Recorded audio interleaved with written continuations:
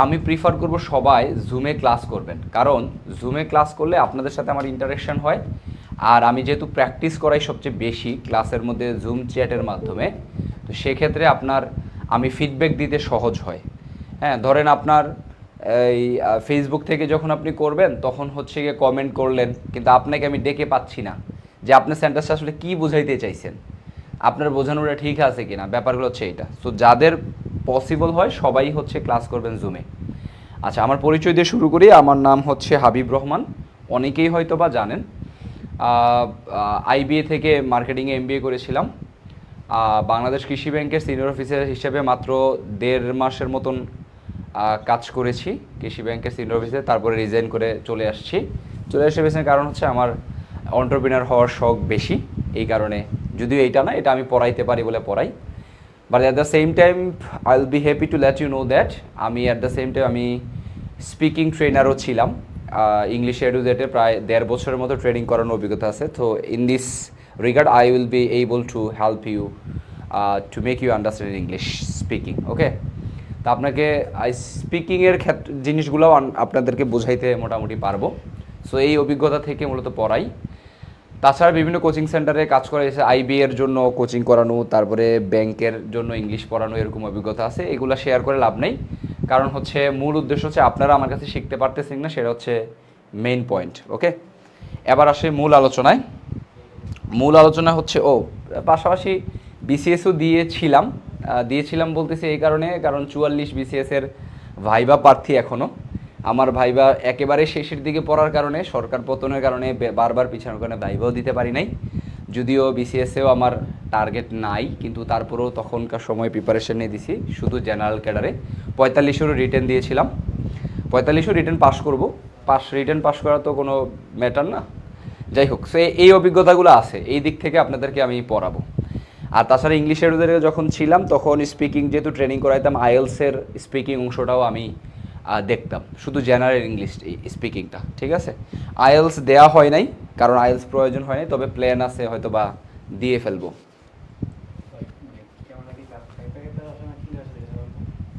আচ্ছা, আমার ক্যামেরা কি আপনাদের কাছে বেজে বেজে আসতেছে না ঠিকঠাক আছে? আচ্ছা, হ্যাঁ, মাঝে মাঝে একটু বেজে বেজে আসতেছিল না শুরুর দিকে। আচ্ছা, এখন আসি, আপনারা যারা রাইটিং শিখতে আসছেন তাদের এক একজনের এক এক টার্গেট আছে। আমার রাইটিং কোর্সগুলোতে এমনও আছে যারা অ্যাডভোকেট সহ শুরু করতে গৃহিণী হইতে শুরু করে ক্লাস 6-এর 7-এর স্টুডেন্টও আছে। হ্যাঁ, সো আবার বেশিরভাগ থাকে হচ্ছে আইএলস, আর হচ্ছে যারা জব প্রার্থী, অর্থাৎ বিসিএস দিবে, ব্যাংক দিবে, ফ্লুয়েন্টলি লিখতে পারি না, এই হচ্ছে সমস্যা। বা লিখতে পারি, I rise he goes to school, এই ধরনের সেন্টেন্স লিখতে পারি। The main problem is you people don't know how to make big sentences. Okay, বড় সেন্টেন্স কীভাবে তৈরি করতে হয় এই জিনিসটা নিয়ে একটু ঘাটতি আছে। তো এই জায়গাগুলো নিয়ে সবচেয়ে বেশি কাজ করা হবে। আজকে থেকে একটা কথা বলে রাখি, আপনারা একটু সবাই মনোযোগ দেন আমার কথায়। কথাগুলো ক্যাজুয়াল কথা মনে হইলেও কথাগুলা পরবর্তীতে কাজে লাগবে।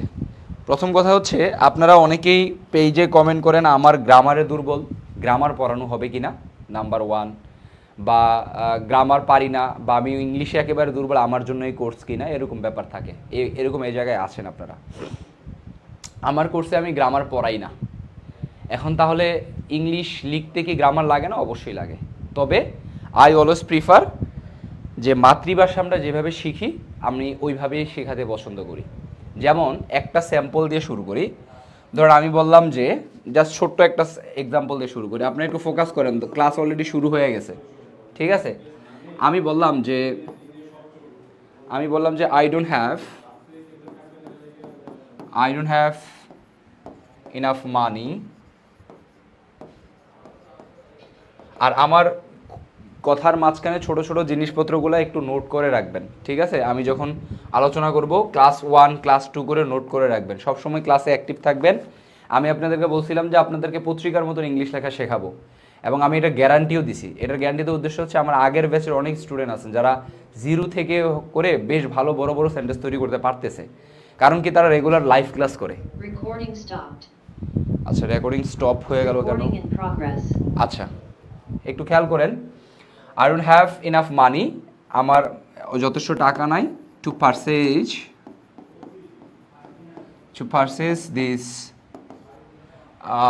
শার্ট। আমি জাস্ট ছোট করে একটা সেন্টেন্স লিখলাম একটা জিনিস বোঝানোর জন্য যে আমি গ্রামার পড়াই না, তারপরেও আপনি কিভাবে গ্রামারটা শিখে যাবেন আমার ক্লাসে সেটা, প্লাস হচ্ছে আরও কি কয়েকটা জিনিস আলোচনা করি। যেমন এই জায়গায় আমি পারচেজ না দিয়ে আমি কিন্তু বাই দিতে পারতাম, আমি কি দিতে পারতাম, বাই দিতে পারতাম।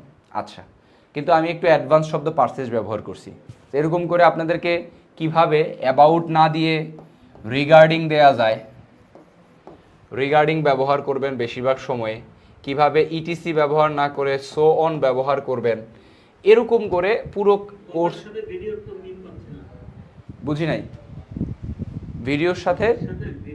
আচ্ছা আচ্ছা, সিঙ্ক হচ্ছে না, এটা তো নেট প্রবলেম কারণে। আচ্ছা একটু ওয়েট। আমার ভয়েস কি শোনা যাচ্ছে সবার কাছে? হ্যাঁ আচ্ছা আচ্ছা, সরি, আচ্ছা হ্যাঁ, সরি ফর দ্য ইন্টারাপশন। হ্যাঁ ওকে ঠিক আছে। আচ্ছা খেয়াল করেন, এটা নেট ইদানিং কেন জানি সমস্যা করতেছে জানি না। আমরা ভালোই স্ট্রং নেট চালাই 80 MBPS এর, তারপরেও একটু মাঝে মাঝে ইয়া করে। আচ্ছা একটু খেয়াল করেন যেটা বলতেছিলাম। এখন আমি আলোচনা করতেছিলাম যে আপনাদের প্রশ্ন থেকে গ্রামার পড়াই কিনা বা পড়াবো কিনা। আমি বলছি যে গ্রামার পড়াই না, কিন্তু গ্রামার অটোমেটিক্যালি হয়ে যাবে। কিভাবে হয়ে যাবে? আমি আপনাদেরকে এই যে বাক্যটা শিখাইলাম, যে একটা বাক্য লিখলাম I don't have enough money to purchase this shirt, এই শার্টটা কেনার জন্য আমার যথেষ্ট টাকা নেই। এই বাক্যটা করার সময় আপনাকে আমি আলোচনা করে দিব যে আই এর সাথে ডু ব্যবহার করতে হয়, অথবা নেগেটিভ হলে ডো নট ব্যবহার করতে হয়। আপনি অলরেডি শিখে গেছেন, নাম্বার 1। নাম্বার 2, এখানে সবচেয়ে ভাইটাল জিনিসটা আছে। আপনি গ্রামারের মধ্যে মুখস্থ করেন এইভাবে যে এনাফ প্লাস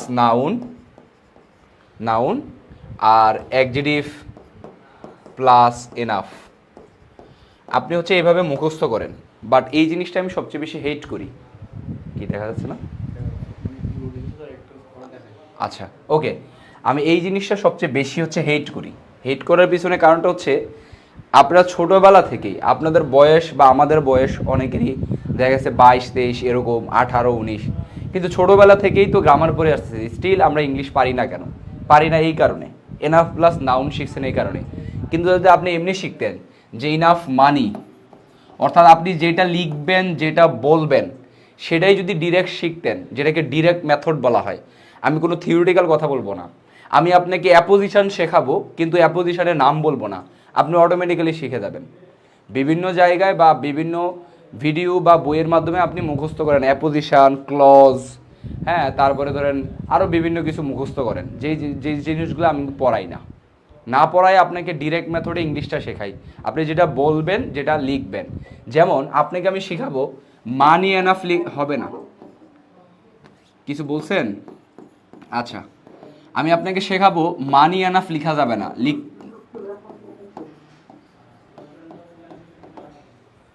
কথা বুঝি নাই।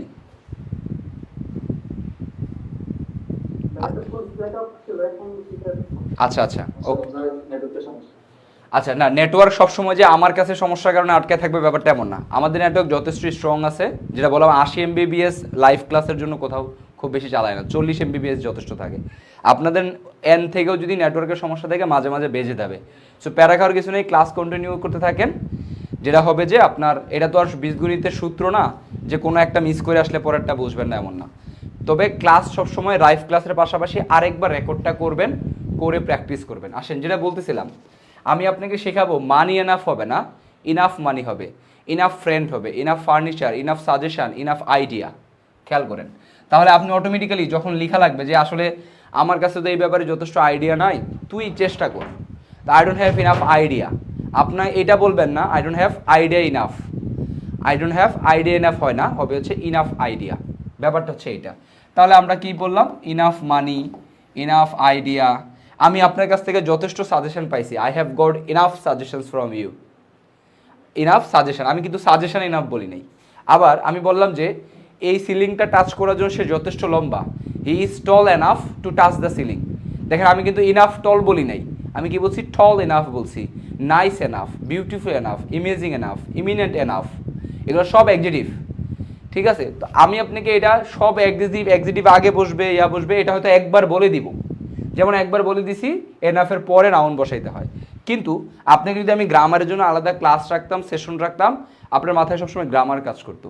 বাট আমার প্রত্যেকটা কথায়, প্রত্যেকটা লেখায় ডিরেক্ট মেথড কাজ করবে। আপনার ইনাফ আইডিয়া, ইনাফ সাজেশান, তারপরে ইনাফ ফার্নিচার, তারপরে ইনাফ কোয়েশ্চেন্স, হ্যাঁ আপনি যথেষ্ট কোয়েশ্চেন করতে পারবেন, তাহলে you are allowed to make enough questions.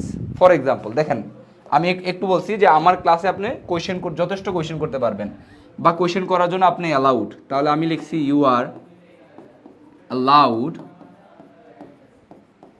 Two make, অথবা আস্ক দেই, আস্ক ইনাফ কোয়েশ্চেন্স। একটু খেয়াল করেন, তাহলে দেখেন তো কোশ্চেন কি নাউন না? নাউন। কিন্তু আমি আপনাকে যদি এইভাবে মুখস্থ করাই, সেশন রাখি সাবজেক্ট বা এগ্রিমেন্টের, প্রেপোজিশনের, এইভাবে করে আপনি আজীবনও শিখতে পারবেন না, ঠিক আছে? সো মাথায় রাখবেন। আর আমার ক্লাসে গ্রামারের কোশ্চেন করা হারাম। যারা অন্য ধর্মের আছেন তারা বাংলাদেশে থাকতে থাকতে অবশ্য হারাম বুঝে যাওয়ার কথা। হারাম মানে হচ্ছে আপনার ইসলাম ধর্মে একেবারে নিষেধ, করা যাবে না। সব ধর্মে এরকম কিছু জিনিস আছে যে একেবারেই করা যাবে না, ঠিক আছে? করলে সরাসরি দোজকে যাইতে হবে বা হচ্ছে নরকে যাইতে হবে, ব্যাপারটা হচ্ছে এরকম। আমার ক্লাসে হচ্ছে গ্রামারের কোশ্চেন করা হারাম, যে ভাই এই শব্দটা কি এইখানে অ্যাডজেক্টিভ এই কারণে বসছে, এই কোশ্চেন করা যাবে না। আমার ক্লাসে কোশ্চেন করতে হবে যে ভাই আমি কি ধরেন এরকম এই টু, একটু খেয়াল করেন সবাই, টু ডেভেলপ দ্য আইডিয়া বা টু ডেভেলপ দ্য প্ল্যান, এইটা দিব নাকি হচ্ছে আমি টু ডেভেলপিং দ্য আইডিয়া এইটা দিব?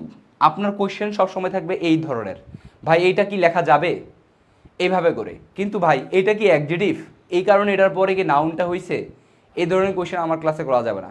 ভাই এটা কি অ্যাডভার্ব তাই এই কারণে হয়েছে, না, আমার কাছে এই ধরনের কোশ্চেন করা যাবে না।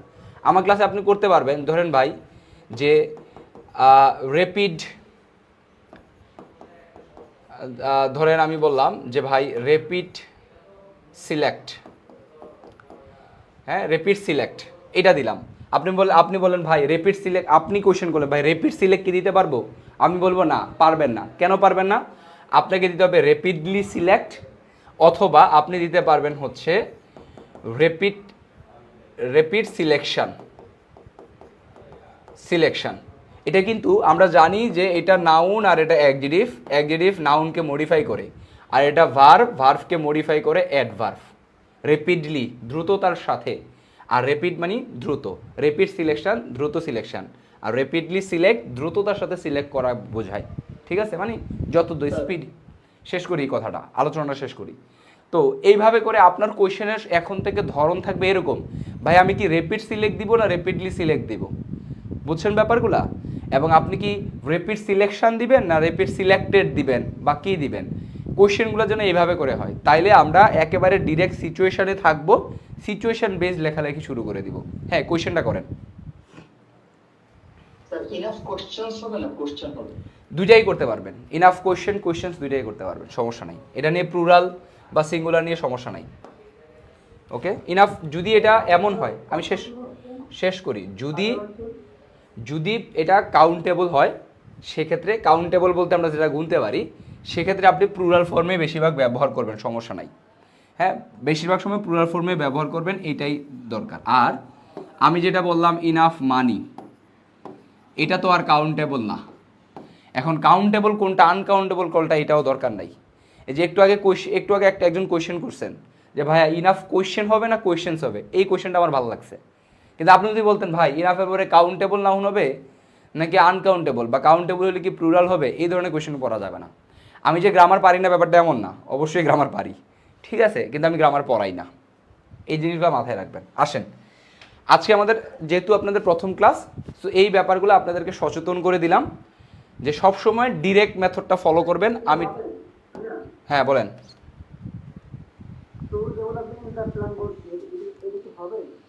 ও টু ডেভেলপ আর টু ডেভেলপিং, এটা আচ্ছা, টু ছাড়া যে কোনো প্রিপোজিশনের পরে ভার্বের বেস ফর্মই বসাইতে হয়। টু এর পরে সবসময় ভার্বের বেস ফর্ম বসাইতে হবে, আর টু ছাড়া যে কোনো প্রিপোজিশনের পরে আইএনজি বসাইতে হবে, যেমন ফর ডেভেলপিং, এগুলা ক্লাসে শিখে যাবেন, সমস্যা নাই। ফর ডেভেলপিং বলতে হবে, ঠিক আছে, অফ ডেভেলপিং ব্যবহার করতে হবে এরকম করে। সো টু ডেভেলপ ব্যবহার করতে হবে। টু এর পরে যে আবার আইএনজি হয় না, ব্যাপারটা এমন না। লুক ফরওয়ার্ড টুর ক্ষেত্রে আবার আইএনজি হয়, এগুলো আলোচনায় পেয়ে যাবেন। এগুলা পুরো ক্লাস জুড়ে যখন কন্টিনিউ করবেন, 35টা ক্লাস, তারপরে আপনার প্রতি মঙ্গলবার সন্ধ্যা 7টায় প্র্যাকটিস ক্লাস। সো এগুলোর মধ্যে হয়ে যাবে। আপনি যখন দিবেন, ধরেন আপনি লিখলেন ভাই যে I am looking forward to get his I am looking forward to get his idea. আমি বললাম যে লুকিং ফরওয়ার্ড টু থাকলে গেট বলা যাবে না, গেটিং হিজ আইডিয়া বলতে হবে, এরকম ব্যাপার। সে লুক ফরওয়ার্ড টু মানে হচ্ছে আপনার অধীর আগ্রহে অপেক্ষা করা কোনো কিছু পাওয়ার জন্য। I am looking forward to getting his reply, আমি অধীর আগ্রহে তার রিপ্লাই পাওয়ার জন্য অপেক্ষা করতেছি। ও ওইটা, হ্যাঁ ওইটা তো বলছিলাম না একবার, বাংলা বলছি তো। আই ডোন্ট হ্যাভ, এটা আই ডোন্ট হ্যাভ, আমার নাই, ইনাফ মানি, যথেষ্ট টাকা, টু পারচেজ, ক্রয় করতে, দিস শার্ট, এই শার্টটা ক্রয় করতে আমার যথেষ্ট টাকা নাই। তবে এটাকে মিলায়া বলা হয় এই শার্টটা ক্রয় করার জন্য। এখন এই জায়গায় আপনি টু পারচেজ না দিয়ে চাইলে ফর পারচেজিং দিতে পারবেন। না বাই তো, এটা তো পারচেজকে চেঞ্জ করে, পারচেজকে রেখেই আপনি হচ্ছে দিতে পারবেন for purchasing this shirt. I don't have money for purchasing this shirt, এই শার্টটা ক্রয় করার জন্য আমার কাছে যথেষ্ট টাকা নাই। ঠিক আছে, এগুলা আজকে আলোচনা আমরা যাব। আজকে আমরা আলোচনা করব প্রেজেন্ট ইনডিফিনিট টেন্স। তবে আমরা যে যেভাবে স্ট্রাকচার দিয়ে শিখি বা এগুলো আমার মূল আলোচনার বিষয় না। আমরা শিখবো হচ্ছে বড় বড় সেন্টেন্স, ছোটো সেন্টেন্সগুলো কীভাবে আপনি লেন্থি করতে পারেন সেই জিনিসগুলো। আসলে আমরা আলোচনায় ঢুকি, সবাই একটু সচেতন হন। হ্যাঁ, traditional grammar structure should be avoided, exactly, traditional grammar structure avoid করা উচিত এবং আমি এটা অ্যাভয়েড করিও। আচ্ছা আসেন আমরা একটু আলোচনায় ঢুকি। ধরেন আমি একটা সেন্টেন্স বললাম যে চাকরি পরীক্ষার জন্য পড়তে হয় গ্রামারের ইয়াতে, কিন্তু এভাবে করে আইডিয়া রাখা ভালো। এখন আপনি বলতে পারেন চাকরি পরীক্ষার জন্য পড়তে হয়, কিন্তু আমি তো ওইভাবে করে তেমন গ্রামার পড়ি নাই, তারপরেও আমি তো গ্রামার আনসার করতে পারি। একটু কিছু জিনিসগুলো ঝামেলা হইতো আমার, সেটা হচ্ছে যদি বলতো যে ভাই এটা কোন ফর্ম, কিন্তু আমি এটা অটোমেটিক্যালি বুঝে যাইতাম। ধরেন ফর এক্সাম্পল আপনি বললেন যে নো এর পরে কি বসবে, ভার্ব বসবে নাকি অ্যাডভার্ব বসবে নাকি, ধরেন আপনাকে সেন্টেন্স দিল নো আইডিয়া, নো আইডিয়া। তো এখন আপনাকে বললো এইখানে নোটা কোন part of speech, part of বা পার্টস অফ স্পেস, এটা আপনার কাছে পরীক্ষা জানতে চাইলো। যদি আমি ওই ধরনের পরীক্ষা দেই নাই, ওই ধরনের বলতে বোঝাইতেছি ডোন্ট টেক ইট আদারওয়াইজ, আমি নবম গ্রেডের পরীক্ষা ছাড়া কখনো পরীক্ষা দিই নাই, খুবই সিলেক্টিভ 3-4টা পরীক্ষা দিছি। এর মধ্যে ব্যাংকে আমার প্রথম রিটেনেই চাকরি হয়েছে আলহামদুলিল্লাহ। পেট্রো বাংলার ভাইবা দিছিলাম আপনার 10টা পোস্টে 27,000 থেকে 62 জন নিয়েছিল। আনফর্চুনেটলি ওইটা ভাইবা ক্র্যাক করতে পারি না, যদিও তখন অর্ধেক সিট প্যানেলে যাইতো, 10টার মধ্যে 5টা গেছে উপরওয়ালার নির্দেশে। যাই হোক, আর বিসিএস রিটার্ন দিছি 44-এর ভাইবা দিব। তো আমি খুবই সিলেক্টিভ পরীক্ষা দিছি। তো ওই ধরনের পরীক্ষায় এই ধরনের কোয়েশ্চেন একটু কম আসে, তারপরেও যদি আসে আমি কীভাবে আনসার করতাম। আমি তো জানি আইডিয়া নাউন, তো নাউনকে মডিফাই করে কে, অ্যাডজেক্টিভ মডিফাই করে, শেষ। আমার কাছে অলরেডি এটা অটোমেটিক্যালি পেরে যেতাম। তো এগুলো আসলে আমি ডেভেলপ করছি রিডিং হ্যাবিট বাড়ানোর মাধ্যমে, বেশি বেশি বই পড়ার মাধ্যমে, বই বলতে পত্রিকা বা এই জিনিসগুলা। আচ্ছা আসেন, তবে গ্রামার পড়বেন, গ্রামারে ফোকাস করবেন কম, সবচেয়ে বেশি ফোকাস করবেন এক্সাম্পলে, সবচেয়ে বেশি ফোকাস করবেন এক্সাম্পলে সবসময়। আর রাইডিংয়ের ক্ষেত্রে তো, আর রাইডিংয়ের ক্ষেত্রে গ্রামার একেবারেই ভুলে যেতে হবে, গ্রামার মাথায় আনা যাবে না। আচ্ছা বলেন, আমি যদি বলি যে আপনি ভাত খাইছোস, এটা কি সঠিক সেন্টেন্সটা না ভুল? না, বাংলা সঠিক কিভাবে? আপনি ভাত খাইছোস, এটা ঠিক আছে, এভাবে বলেন আপনি। তো এটা কিভাবে সাউন্ড শুনতে, আচ্ছা সাউন্ড শুনতে না পারলে আমি আপনাকে কিভাবে শোনাবো? আনমিউট করে মিউট করেন। আচ্ছা আসেন, এলাকা ভিত্তিক হিসাব বাদ, আমরা মূল গ্রাউন্ডে আসি। আপনি ভাত খাইছোস এই শব্দটা ভুল, তাই এই সেন্টেন্সটা ভুল, তাই না? এটার কারেকশন কি হবে? আপনি ভাত খাইছেন, না হয় তুই ভাত, এই তো খাইছেন বা খেয়েছেন যেটাই বলি, আর তুই ভাত খাইছোস, তুই ব্যবহার করি। এখন আমি যে এই কারেকশনটা করলাম, আপনি এই কারেকশনটা কি ব্যাকরণ দিয়ে কারেকশন করছেন, নাকি আপনি এটা শুনছেন যে আপনি ভাত খাইছেন হয় বা খেয়েছেন হয়? আমরা শিখছি শুনে শুনে, পড়ে পড়ে, প্র্যাকটিস করে করে। ছোটোবেলায় মায়ের ভাষা আমরা কীভাবে শিখছি, ঠিক ওইভাবেই শিখছি। এখন বলতে পারেন ভাই 3 মাসে সম্ভব? 3 মাসে সম্ভব না। একেবারেই সব ইংলিশ 3 মাসে শিখে ফেলতে পারবেন না, লিখে ফেলতে পারবেন না। You can not change yourself overnight. আপনি আপনাকে রাতারাতি পরিবর্তন করতে পারবেন না। বাট আপনি যদি এখন স্টার্ট করেন 3 মাসের জায়গায় 4 মাস 5 মাসে হিউজ লেভেলে একটা ডেভেলপ করতে পারবেন। কিন্তু আপনি যেই মেথডে এতদিন ছিলেন, 19 বছরেও তো ডেভেলপ করতে পারেন নাই, 20 বছরেও তো ডেভেলপ করতে পারেন নাই। এখনও কেন আপনার মানে কোর্সে ভর্তি হয়ে ইংলিশ রাইটিং, অ্যাডভান্স রাইটিং শেখা লাগতেছে? আমার পয়েন্টটা কি বুঝাইতে পারছি? সো এইটা মাথায় রাখবেন। আসেন আমরা মূল আলোচনায় যাই। মাইক্রোফোন যাদের অন করা তারা অফ করে রাখেন। শুধু কোয়েশ্চেন করার সময় মাইক্রোফোন অন রাখবেন, বাকি সবাই অফ করে রাখেন। সবাই, all of you, I request all of you to mute your microphone. আচ্ছা আসেন আমরা প্রথম বাক্যতে যাই। হ্যাঁ, কর্তৃপক্ষ। আচ্ছা, বর্তমানে, আচ্ছা ধরেন আমি বললাম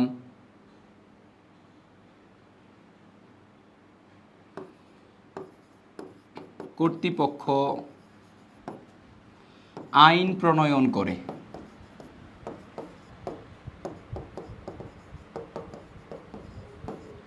একেবারে ছোট একটা শব্দ না, কর্তৃপক্ষ আইন প্রণয়ন করে। এখন প্রশ্ন হচ্ছে তাহলে এই বাক্যটাকে আপনি বাড়াবেন কিভাবে? আপনার কিন্তু প্রথম থেকে বাংলায় বাড়ানোর ক্যাপাবিলিটিও থাকা লাগবে। এটাকে বলা ব্রেইনস্টর্মিং করে সেন্টেন্সের কোয়ালিটি বাড়ানো, সেন্টেন্সের কোয়ালিটি বাড়ানো। আপনি এভাবে লিখবেন যে কর্তৃপক্ষ প্রায়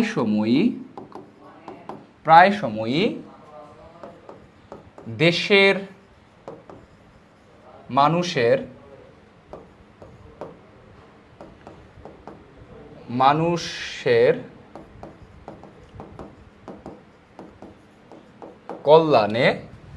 কল্যাণে কার্যকর আইন, এই আইনের আগে কি হবে?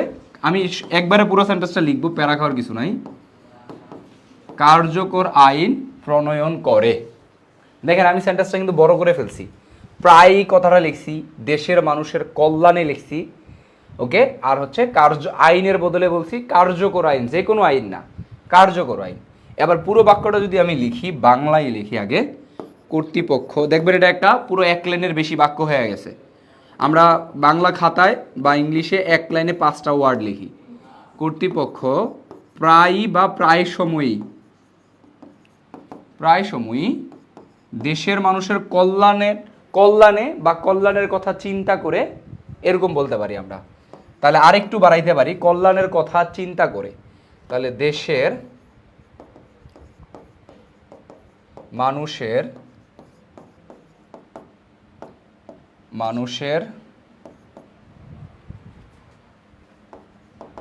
কল্যাণের কথা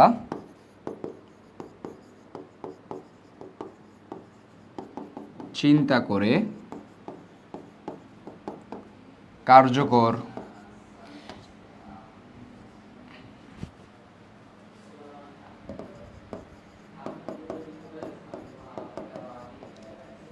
কার্যকর আইন প্রণয়ন করে।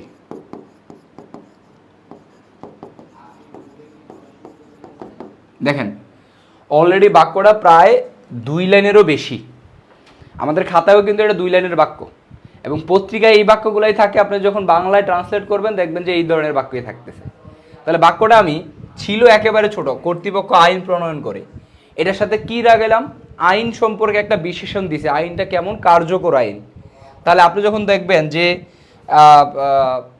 ফর এক্সাম্পল আমরা বলি না যে অন্তর্বর্তী সরকারের উপদেষ্টা, প্রধান উপদেষ্টা ডক্টর মোহাম্মদ ইউনূস, আপনি প্রধান উপদেষ্টা না শুধু না লিখে এক্সট্রা আরেকটা বিশেষণ অ্যাড করেন, সম্মানিত প্রধান উপদেষ্টা, অনারেবল চিফ অ্যাডভাইজার, তাহলে অনারেবল কথাটা বাড়লো।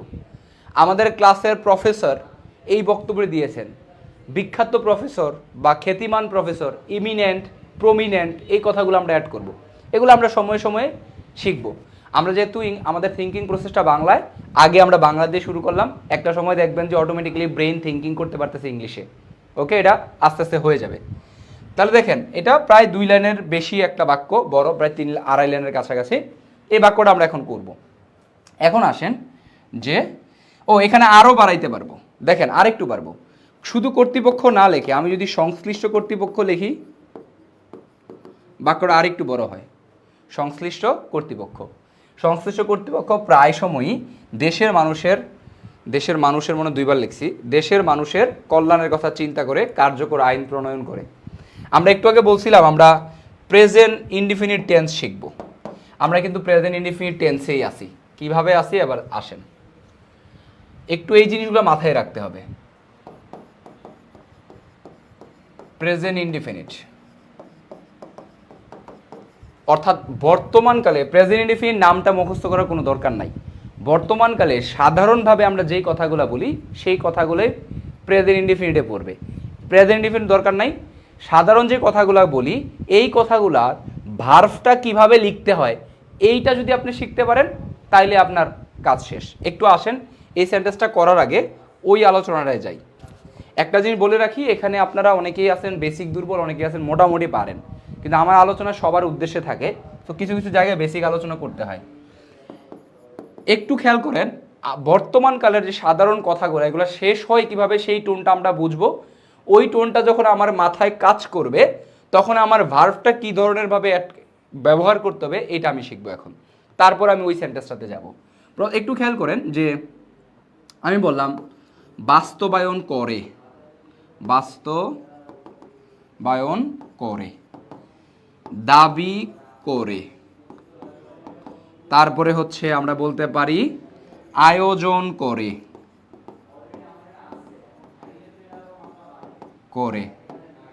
হ্যাঁ আচ্ছা, বেড়াতে যায়, তারপরে ধরেন হচ্ছে আরো বলতে পারি আমরা পাঠায়, সেন্ড মানে পাঠানো, পাঠায়। তারপরে ধরেন এগুলো আমি কিন্তু ভার্ব লিখতেছি, অর্থাৎ আপনার একটা সেন্টেন্স কেমন হবে সম্পূর্ণ ভার্বের উপর নির্ভর করে। আপনার কথাটা কেমন, আপনি কি পাঠাবে বলতেছেন, পাঠাইতেছে বলতেছেন, নাকি গত 10 বছর ধরে পাঠাইতেছে বলতেছেন, এরকম টোনগুলোর উপর নির্ভর করবে। এই জন্য আমরা ভার্ব দিয়ে কাজটা করতেছি, পাঠায়। তারপরে ধরেন আমরা বলতে পারি যায়, খায়, করে, ধরে, মারে। আমাদের এইভাবে কথাগুলো শেষ হয়। তবে এইটা কথা কোন ধরনের ইয়ার ক্ষেত্রে এইভাবে করে আমরা শেষ করি, সাবজেক্টটা কেমন থাকে, সে যায়, ওকে। কিন্তু আমি যদি বলি তুমি যায় কি বলা যায়, আমরা বলবো তুমি যাও, আর আমি হইলে যাই। সবগুলাই সে করে, তুমি করো, আমি করি। পার্থক্যটা হচ্ছে আমরা শিখি বাংলায় উত্তম পুরুষ, মধ্যম পুরুষ, first person, second person, third person, এভাবে শিখি। কথাগুলো কিভাবে শেষ হয়, first person, second person, third পার্সনের দরকার নাই। আমি যদি লিখি আমি, আমার ক্ষেত্রে লিখি আমি যাই, একটা রস্বীকারের ব্যাপার আছে। আমি যদি লিখি তুমি, তাহলে করো ব্যাপার আছে, ও এর একটা ব্যাপার আছে, এখানে রস্বীকারের ব্যাপার আছে। আমি যদি লিখি তুই, এখানে তুই করস, একটা দন্তস্বরের ব্যাপার আছে। আমি যদি লিখি আপনি, আজকে ক্লাসটা প্রায় বেসিক নিয়ে আলোচনা, কারণ অন্য ক্লাসে এইসব জিনিস আলোচনা করা হবে না। আপনি করেন, তাহলে এখানে একটা নয়ের ব্যাপার আছে, নয়ের ব্যাপার আছে। আর কি সে করে, একটা এ বা 29 ব্যাপার আছে। এখন আসেন এগুলো ছাড়াও তো আমাদের সাবজেক্ট আকারে অনেকে ব্যবহার করে, যেমন কর্তৃপক্ষ এই কাজটা করে, সরকার এই কাজটা করে, তার মানে বা করেন। সরকার, কর্তৃপক্ষ, অন্যান্য জনগণ সবার ক্ষেত্রে শুধুমাত্র আমরা আমাদের যেই বাক্যগুলো শেষ হয় সেটা হচ্ছে যে এই আপনার এই করে আর হচ্ছে করেন, এই দুইটা দিয়ে আসে। কর্তৃপক্ষ এই কাজটি করেন, কর্তৃপক্ষ এই কাজটি করে, সরকার আইনটি বাস্তবায়ন করে, আইনটি বাস্তবায়ন করেন, বা প্রধান উপদেষ্টা তাদের সাথে দেখা করেন অথবা করে। এইভাবে করে কথাগুলো শেষ হয়, যেগুলোকে আমরা থার্ড পার্সন সিঙ্গুলার নাম্বার বলি। এবার আসেন যখন আমাদের যে কোনো কথার মধ্যে এইভাবে করে কথাগুলো শেষ হয় সেক্ষেত্রে আমরা ভার্বটাকে দুইভাবে ব্যবহার করি, শুধু দুইভাবে। একটা হচ্ছে ধরেন বাস্তবায়ন করা, ইংলিশ হচ্ছে ইমপ্লিমেন্ট করা, ইমপ্লিমেন্ট। আমরা হয় ইমপ্লিমেন্ট লিখব, না হয় এটার সাথে ইমপ্লিমেন্টস লিখব। ইমপ্লিমেন্টস লিখব। এই ইমপ্লিমেন্টসটা আমরা কখন লিখি শুধু এইটা জানবো, আর বাকি সময় আমাদের ইমপ্লিমেন্ট হয়। হি হয়, শি এর ক্ষেত্রে হয়, ইটের ক্ষেত্রে হয়, ইটের ক্ষেত্রে হয়। তাছাড়া আমরা যদি বলি অথরিটি, অথরিটি, আমরা যদি বলি গভর্নমেন্ট, আমরা যদি বলি হচ্ছে পারসন, আমরা যদি বলি হচ্ছে child, child for example. Implements বলতে বোঝাইতেছি এস যুক্ত হবে ভার্বের সাথে, অথবা ইএস কোথাও কোথাও যুক্ত হয়। এগুলো আমরা এভাবে কোনটার সাথে ইএস যুক্ত হয়, কোনটার সাথে এস যুক্ত হয় সূত্র দিয়ে শেখার কিছুই নাই, আমরা অটোমেটিক্যালি লিখতে লিখতে শিখব। আপনারা কি আমার কথা শুনতেছেন সবাই? আচ্ছা, ঘুমাই যায়েন না, হ্যাঁ ঘুমাই যায়েন না, আসেন। আচ্ছা, একটু খেয়াল করেন। তাহলে অথরিটি ইমপ্লিমেন্টস, পারসন ইমপ্লিমেন্টস, তারপর child implement, she implements, he implements, it implements, এভাবে করে বলি। এই জায়গায় যা বাক শব্দ আছে সব ব্যবহার করতে পারবেন, জাস্ট সিঙ্গুলার ব্যবহার করতে হবে। অর্থাৎ এখানে যখন আবার অথরিটিস বলবেন, অথরিটিস, তখন আমরা কি ব্যবহার করব? শুধু ইমপ্লিমেন্ট ব্যবহার করব। আমরা যখন পার্সনের জায়গায় আমরা পিপল বলবো, তখন আমরা কি ব্যবহার করব? ইমপ্লিমেন্ট বলবো। আমরা চিলড্রেনের জায়গায় যখন, হ্যাঁ মাইক্রোফোনটা অফ রাখেন, মাইক্রোফোনটা অফ রাখেন। আমরা চাইল্ডের জায়গায় যখন চিলড্রেন ব্যবহার করব, তখন আমরা ইমপ্লিমেন্ট ব্যবহার করব। ওকে, তার মানে আমার কথা যদি হয় বাস্তবায়ন করে, দাবি করে, যায়, খায়, ভার্ব যা আছে এটাই বসবে, সাথে আসবে যুক্ত হইতে পারে কোনগুলোর ক্ষেত্রে, এগুলো আমরা লিখতে লিখতে শিখে যাব। তাহলে বাস্তবায়ন করে দাবির ক্ষেত্রে কি হবে? ডিমান্ড, হ্যাঁ ডিমান্ড, অথবা কি হবে? ডিমান্ডস। এগুলো জাস্ট একটা নর্মাল জিনিস আলোচনা করে। আয়োজন করে ইংলিশ হচ্ছে অ্যারেঞ্জ, তাহলে শব্দটা অ্যারেঞ্জই হবে, অথবা আমরা লিখতে পারি অ্যারেঞ্জেস, অ্যারেঞ্জেস। বেড়াতে যাওয়া মানে ভিজিট করা, কোথাও ভিজিট অথবা ভিজিটস হবে। ওকে, এইটা হচ্ছে টুকিটাকি আলোচনা। তার মানে একটা জিনিস, হ্যাঁ বলেন। ভাই এই যে ডিমান্ড লেখছেন একবার, আরেকবার লেখছেন ডিমান্ডস বা ভিজিট লেখছেন ভিজিটস, এই বিষয়টা একটু সমস্যা হয় বেশি আর।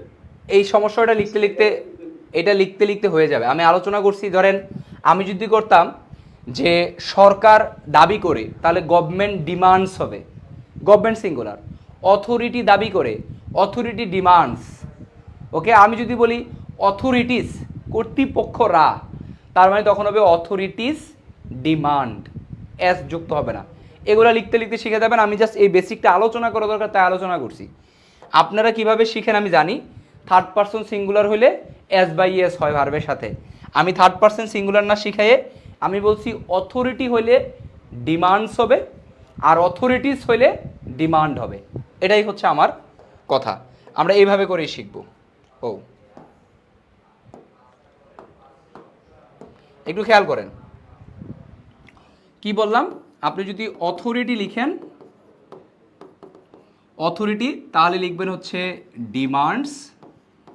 আর যদি অথরিটিস লিখেন তাহলে লিখবেন ডিমান্ড। Okay fine.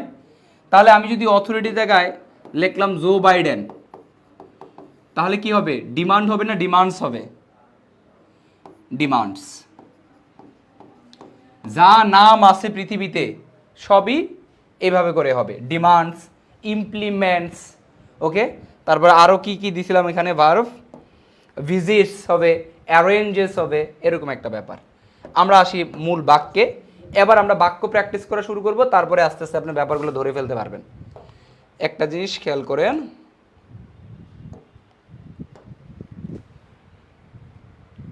আচ্ছা দেখেন আমার বাক্যটা আসে সংশ্লিষ্ট কর্তৃপক্ষ।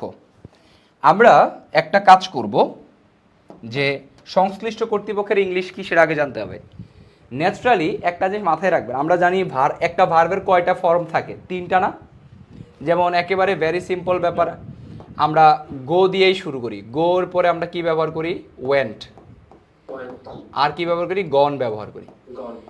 এই ভার্বের 3 নাম্বার ফর্মটা দুই জায়গায় ব্যবহার করা হয়। এক জায়গায় আমরা অন্য সময় শিখবো, আরেকটা জায়গা হচ্ছে অ্যাডজেক্টিভের মতন কাজ করে, কিভাবে আমি দেখাচ্ছি। আচ্ছা, ধরেন যে প্রেমে ছ্যাঁকা খাইছে তার তো একটা হৃদয় আছে, হার্ট। তার হার্ট কি হয়েছে, প্রেমে ছ্যাঁকা খাওয়ার পর ভেঙে গেছে, তার হার্ট হয়ে গেছে ব্রোকেন, ব্রোকেন হার্ট। একটা আয়না যখন পরে ভেঙে যায় আমরা বলি ব্রোকেন মিরর, মিরর। ভগ্ন হৃদয় অথবা ভগ্ন আয়না। আবার ধরেন যে দেশের অর্থনীতি ফল করছে সেটাকে বলি আমরা ফলেন ইকোনমি, ইকোনমি। আচ্ছা, ইকোনমি। যেই দেশটা অলরেডি উন্নতি করে ফেলছে সেটাকে আমরা উন্নত দেশ বলি, সেটাকে আমরা ডেভেলপড কান্ট্রি। এই যে এখানে ফলেন, ডেভেলপড, ব্রোকেন, এগুলো সবগুলোই ভার্বের 3 নাম্বার ফর্ম। ব্রেক ভার্বের ব্রেক, ব্রোক, ব্রোকেন। ফল, ফেল, ফলেন। তারপর ডেভেলপ, ডেভেলপড, দুইটা ভার্বই একই রকম, মানে দুইটা ফর্মই একই রকম, পাস্ট ফর্ম এবং পাস্ট পার্টিসিপল ফর্ম একই, ডেভেলপড। আপনাদেরকে হোমওয়ার্ক দেওয়া হবে, হোমওয়ার্কের মাধ্যমে এই জিনিসগুলো শিখাই ফেলা হবে। ভোকাবুলারি শেখানো, ফ্রেজাল ভার্ব শেখানো, অ্যাপ্রোপ্রিয়েট প্রিপোজিশন শেখানো, এগুলো হোমওয়ার্কের মাধ্যমে হয়ে যাবে। সেগুলো নিয়ে প্যারা খাওয়ার কিছু নাই, ঠিক আছে? আমি নিজে পিডিএফ দিয়ে দিব আপনাদেরকে, ওই পিডিএফ পড়ে ওই পিডিএফ এর উপর এক্সাম হবে। ভাই এই ভোকাবুলারি জেনারেট করতে পারে?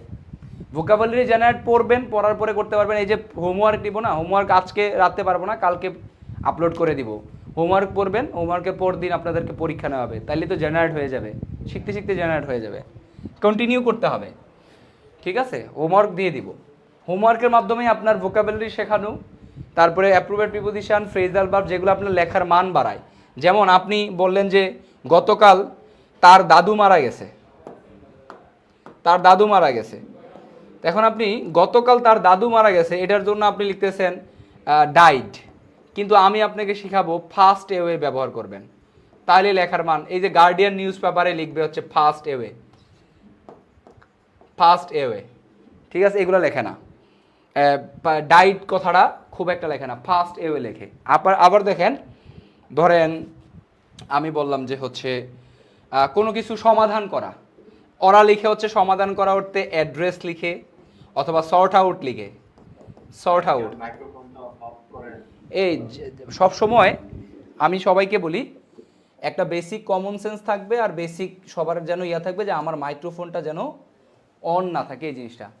I just hate grammar but I can speak better than my roommate who are better at grammar. ওকে, আচ্ছা,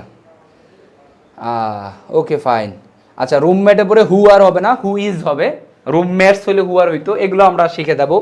হু, হুইচ, হুয়েন, হুয়ার দ্বারা কীভাবে বাক্য এক্সপান্ড করতে হয় এগুলো শিখবো, সমস্যা নাই। আচ্ছা, এইভাবে করে তা আপনাকে আমি লিখাবো সলভ না লিখে সর্ট আউট লিখেন, এগুলা আপনি ওই আমার হোমওয়ার্কের মাধ্যমে শিখে যাবেন, প্যারা খাওয়ার কিছু নাই, এগুলো নিয়ে কোনো ধরনের ঝামেলায় পড়ারও কিছু নাই। ওকে, আচ্ছা আসেন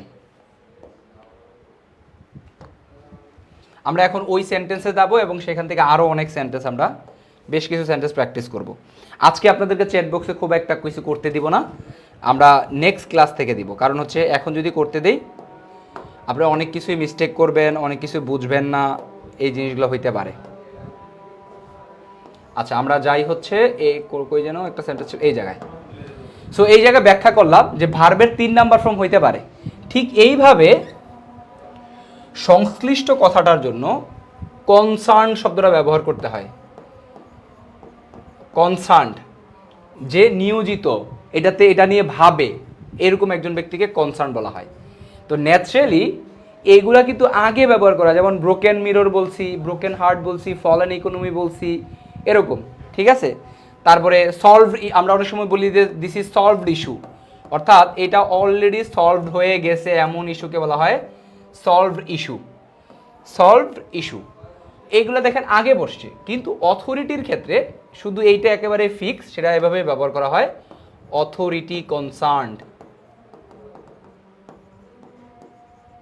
কনসার্ন মানে হচ্ছে সংশ্লিষ্ট কর্তৃপক্ষ, সংশ্লিষ্ট কর্তৃপক্ষ। ভাইয়া রিলেটিভ অথরিটি যদি বলি তাহলে হবে এখানে? বুঝি নাই, না না না, সংশ্লিষ্ট কর্তৃপক্ষ মানেই শিখে নেবেন কিছু কিছু জায়গায় একেবারে ফিক্স ওয়ার্ডগুলো ব্যবহার করা লাগে।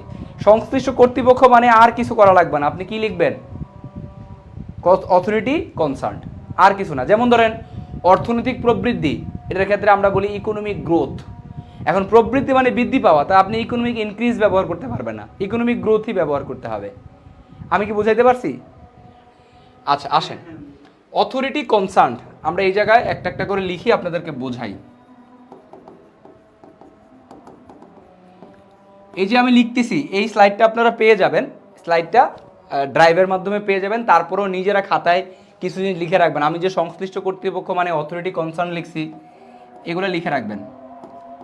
কনসার্ন প্রায় সময় একটা জিনিস মাথায় রাখবেন, আমাদের এই বর্তমানকালে যে কথাগুলো বলি এগুলোর মধ্যে আমাদের কিছু কথা কমন থাকে। প্রায় সময়, মাঝে মাঝে, হ্যাঁ প্রায়, এই কথাগুলো সবসময় কমন থাকে। মাঝে মাঝে সে ওইখানে যাইতেছে, এভাবে কিন্তু আমরা বলি না। আমরা বলি মাঝে মাঝে সে ওইখানে যায়, মাঝে মাঝে সে আমার বাসায় আসে। এই যে যায়, আসে, করে, ধরে, মারে, এগুলো হচ্ছে বর্তমানকালের। এগুলো থাকলে ভার্ব যা আছে তাই বসাই দিব। জাস্ট সাবজেক্টটা থাকলে কোনো জায়গায় এস বসাবো, কোনো জায়গায় বসাবো না, এরকম ব্যাপারগুলো। প্রায় বলতে আমরা ব্যবহার করি অফেন অথবা most of the time. Most of the time, okay. দেশের মানুষের কল্যাণের জন্য, কল্যাণ কথাটা একটু এখানে আসেন। কল্যাণ মানে অনেকগুলো হইতে পারে। বেটারমেন্ট বলতে পারি আমরা, আমরা বলতে পারি হচ্ছে ওয়েলফেয়ার, ওয়েলফেয়ার, আমরা বলতে পারি ওয়েলবিং, ওয়েলবিং। তবে আমরা এখানে বেটারমেন্টে দিব। কার্যকর আইন, কার্যকর আইন মানে কার্যকর মানে ইফেক্টিভ, ইফেক্টিভ। একটা জিনিস খেয়াল করেন, ইফেক্টিভ, এই ইফেক্ট, ইফেক্ট মানে কি? কজ ইফেক্ট বলি, কজ মানে কারণ, ইফেক্ট মানে ফলাফল। এই ইফেক্ট অর্থে প্রভাব ফেলা, এটা অর্থে আমরা ব্যবহার করি এফেক্ট। এফেক্ট কিন্তু ভার্ব, এফেক্ট মানে প্রভাব ফেলা। ইট ক্যান এফেক্ট ইউ, এটা আপনাকে প্রভাবিত করতে পারে বা আপনার উপরে প্রভাব ফেলতে পারে, এরকম বোঝানো হয়। ওকে, তাহলে এফেক্ট এবং ইফেক্টের মধ্যে পার্থক্যটাও আপনারা লিখে রাখেন বা ইয়া করে রাখেন। এফেক্ট মানে প্রভাবিত করা বা প্রভাব ফেলা বলতে পারি আমরা, প্রভাব ফেলা। আর ইফেক্টিভ মানে কার্যকর। আচ্ছা, আইন মানে তো আমরা জানি হচ্ছে ল হইতে পারে আইন। আর প্রণয়ন করা, প্রণয়ন করা ইংলিশ কি হইতে পারে বলেন তো কেউ একজন? ফর্মিউলেট হইতে পারে। ফর্মিউলেট মানে প্রণয়ন করা।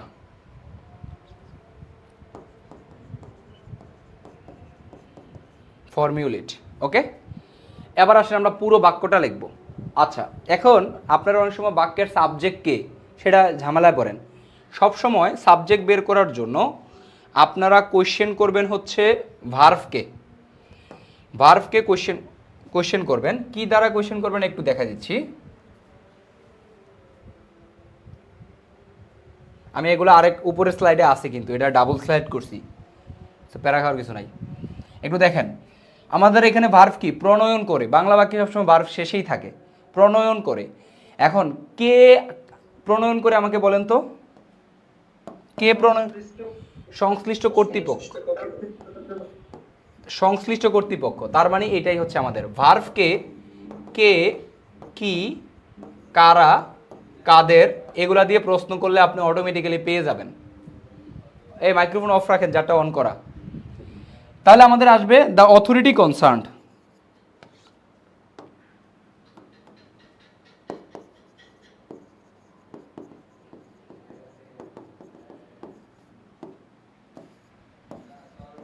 কনসার্নড।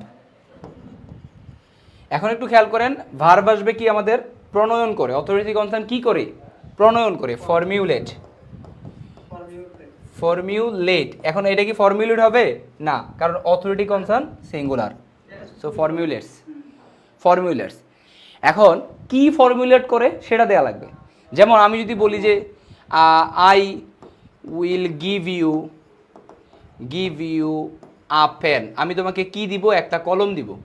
এই যে এখানে কলমটা সাথে সাথে লিখছি। তাহলে আমি কি ফর্মুলেট করে? আইন ফর্মুলেট করে। কিন্তু শুধু আইন দিলে হবে না, কেমন আইন সেটা বলা আছে, কার্যকর আইন। তাহলে ফর্মুলেট ইফেক্টিভ ইফেক্টিভ ল। ল এবার এটা হচ্ছে আমাদের মূল বাক্য, ওই যে আমরা subject plus verb plus object এইটা, তারপরে সমস্যা হয় বাকিগুলো আমরা একটা জিনিস আমাদের বাদ পড়ছে, বাদটা আমি দেখাবো, প্রায় সময় কথাটা বাদ পড়ছে। ওকে, প্রায় সময়টা সবসময় যেটা করবেন, ওফেনটা আপনার মূল ভার্বের আগে দেয়া হয়, ওফেন। প্রায় সময়টা কি আমরা অকেশনালি লিখতে পারি? অকেশনালি দেওয়া যেতে পারে, হ্যাঁ অকেশনালি দেওয়া যেতে পারে। আর আপনি যদি মোস্ট অফ দ্য টাইম দেন তাহলে এই জায়গায় দেয়া যাবে না, দিতে হবে সামনে। মোস্ট অফ দ্য টাইম সামনে দিয়ে কমা দিবেন একটা, মোস্ট অফ দ্য টাইম কমা দিলেন, দ্য অথরিটি কনসার্ন, তখন আর অফেন দেওয়া লাগবে না। ফর্মুলেটস ইফেক্টিভ ল, বেশিরভাগ সময়ে বা প্রায় সময়ে সংশ্লিষ্ট কর্তৃপক্ষ কি করে, কার্যকর আইন প্রণয়ন করে। এবার আসেন তারপরের সিরিয়ালটা কিভাবে করা লাগে, MPTR, যদি এটা সূত্রের মতন শোনায় কিন্তু এটা সূত্র লাগবে না, আমি একটু বোঝাই। এম মানে হচ্ছে ম্যানার, অর্থাৎ আপনার সিরিয়ালটা কী হবে এটা বোঝানোর জন্য বলতেছি। একটা কাজ কিভাবে করা হচ্ছে সেটা হচ্ছে ম্যানার। ধরো আমি কথা বলতেছি, আমি স্পিকিং লাউডলি, আমি কিভাবে কথা বলতেছি বলেন তো, লাউডলি, জোরে, লাউডলি, এই লাউডলিটা হচ্ছে ম্যানার। আম ওয়াকিং স্লোলি, আমি আস্তে আস্তে হাঁটতেছি, ধীরে ধীরে হাঁটতেছি, তাহলে আমি কাজটা কিভাবে করতেছি, হ্যাঁ এরা সবাই অ্যাডভার্ব। এমপিটিআর এরা টাইম, অ্যাডভার্ব, এগুলোকে আমরা মুখস্থ করি এইভাবে, অ্যাডভার্ব টাইম, অ্যাডভার্ব ফ্রিকোয়েন্সি, যেমন এই অফেনটা হচ্ছে অ্যাডভার্ব ফ্রিকোয়েন্সি, এরকম অ্যাডভার্ব ফ্রিকোয়েন্সি, তারপরে হচ্ছে আপনার অ্যাডভার্ব প্লেস, এরকম করে মুখস্থ করি, কোনো দরকার নাই। আসেন তাহলে আমাদের পরবর্তীতে আমরা কাজটা কিভাবে করতেছি, আইন কিভাবে তারা প্রণয়ন করতেছে, স্লোলি আইন প্রণয়ন করতেছে, এই ধরনের কথা নাই, তার মানে এটা আসবে না। পরেরটা হচ্ছে প্লেস, কোথায় আইনটা প্রণয়ন করতেছে, স্থান। তারপর হচ্ছে টাইম, কখন আইনটা প্রণয়ন করতেছে, নাই। তারপর হচ্ছে রিজন, রিজন হচ্ছে কেন আইনটা প্রণয়ন করতেছে। আমাদের বাক্যের মধ্যে শুধু এটাই আছে, আর সেটা হচ্ছে দেশের মানুষের কল্যাণের কথা চিন্তা করে। ওকে, কল্যাণের কথা চিন্তা করে। ইফেক্টিভ ল, এদের চিন্তা করে, এই কথাটাকে আমরা দেই হচ্ছে থিঙ্কিং। থিঙ্কিং, ওকে, আমরা দিই থিঙ্কিং। এই থিঙ্কিং কিভাবে মাঝখানে একটা ভার্ব আইএনজি হয়ে বসতে পারে, এই আলোচনা আমরা পরে করবো, এখন আসা লাগবে না। অথবা আমরা একটা সহজ করে দিই আপনাদের, এখন এই চিন্তার কথাটা মানে চিন্তার খোরাক না জায়গায় এটা বাদ দিয়ে দিই একবারে, তাহলে আপনাদের জন্য আরও বেটার হবে। এটা পরে যখন আলোচনা আসবে তখন সিরিয়ালে যাব। দেখেন, authority concern often formulas effective law, কেন মানুষের দেশের মানুষের কল্যাণে, কল্যাণে মানে হচ্ছে কল্যাণের জন্য, এই জন্য কথাটা এখানে নাই, তবে আমরা ধরে নিব এটা জন্য কথাটা আছে। তাহলে জন্যর জন্য আমরা কি ব্যবহার করি, ফর। কল্যাণ ইংলিশ আমরা বেটারমেন্ট দিব, ফর দা বেটারমেন্ট দিব। দাটা কেন দিব একটু পরে বলতেছি, দ্য বেটারমেন্ট, হ্যাঁ, অফ দ্য কান্ট্রিজ পিপল বলতে পারি, অথবা of the people of the country আবার বলতে পারি, of the people of the country. তো এত অফ দ্য না দিয়ে কান্ট্রিজ পিপল, কান্ট্রিজের পরে একটা অ্যাপোস্ট্রফি এস হবে, এটা আমি একটু পরে ব্যাখ্যা করব, কান্ট্রিজ পিপল। এখন আসেন এই জায়গায় আমরা এই জায়গায় দা ব্যবহার করছি কারণ পিপলটা কোথাকার ফিক্স আছে, কান্ট্রিজ পিপল, এই জন্য দা, বা কান্ট্রিটা কি আমি সেটাও জানি, বাংলাদেশের কথা বলতেছি এই জায়গায় আমি, সে ফিক্স, এই জন্য দা ব্যবহার করছি। এই দাটা ব্যবহার করছি আপনার বেটারমেন্টটা কার, সমাজের, দেশের, নাগরিকের না জনগণের, এটা আমি মেনশন করে দিছি এই জায়গায়, অফ দিয়ে মেনশন করেছি, দ্যাট ইজ ওয়াই ওই জায়গায় আমার দা ব্যবহার করতে হবে। যেমন ধরেন আমরা ব্যবহার করি the people of the country, তাহলে এটা কি হয়, দেশের মানুষ, the people of the country. এখানে দা কেন ব্যবহার করছি, এই পিপলটা কোথাকার, দেশের, উপদ্বীপের, দ্বীপের, রাজ্যের, এগুলো মেনশন করে দিছি। কোনটা কিসের, পিপলটা কোথাকার, কান্ট্রির, অ্যান্ড দ্যাট ইজ ওয়াই আমার এখানে সামনে দা ব্যবহার করতে হবে। এই ব্যাপারগুলো মাথায় রাখবেন, এটার জন্য কখনো ভুল না হয়। আরেকটা আসেন, এখানে আমি লিখছি কান্ট্রিজ পিপল, এটা নিয়ে একটু আপনাদের সাথে আলোচনা করি।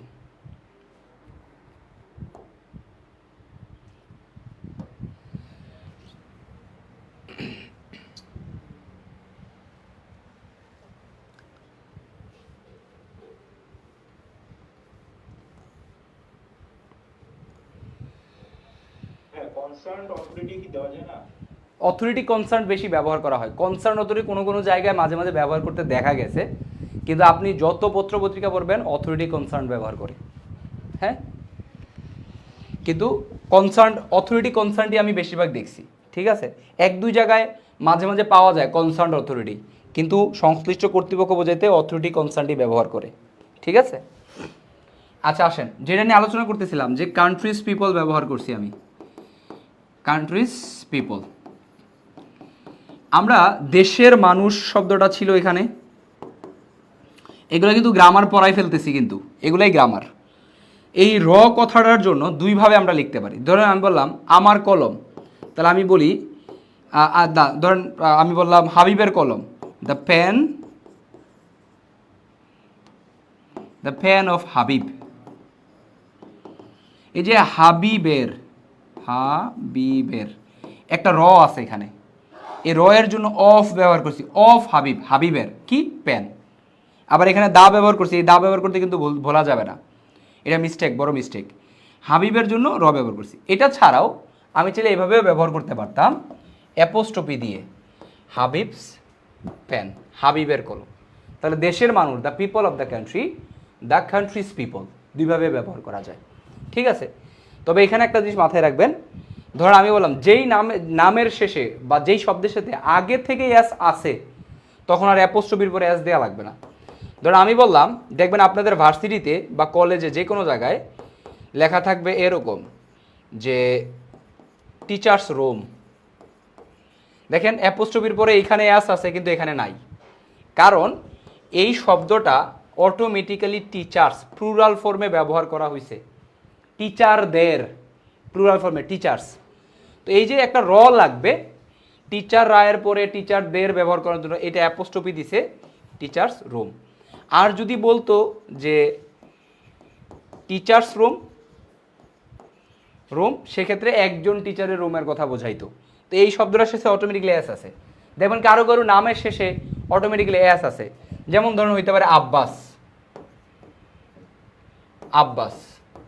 এখন যদি আপনি এটা একটু এক্সপ্লেইন করে কোনটা, এই যে টিচার্স, আচ্ছা করতেছি আমি, এটাই যেই নামের শেষে আগে থেকেই এস থাকবে, তারপরে শুধু অ্যাপোস্ট্রফি দিলেই হবে, আর এক্সট্রা করে এস দেওয়া লাগবে না। যেমন হাবিবের শেষে কোনো এস নাই, তা আমি হাবিবের বুঝাইতে কি দিব, অ্যাপোস্ট্রফি এস দিব। কিন্তু যেই নামের শেষে অলরেডি এস আছে, তার শেষে অ্যাপোস্ট্রফি এস না, শুধু অ্যাপোস্ট্রফি হবে। যেমন শব্দটা কিন্তু টিচার না, শব্দটা হচ্ছে টিচার্স। কেন টিচার্স? কারণ টিচারদের রুম, এটার জন্য সব টিচারদের রুম, প্লুরাল শব্দে অলরেডি টিচার্স শব্দটা আছে। টিচার্স তো প্লুরাল না, টিচার্স প্লুরাল না? হ্যাঁ, টিচার্স প্লুরাল।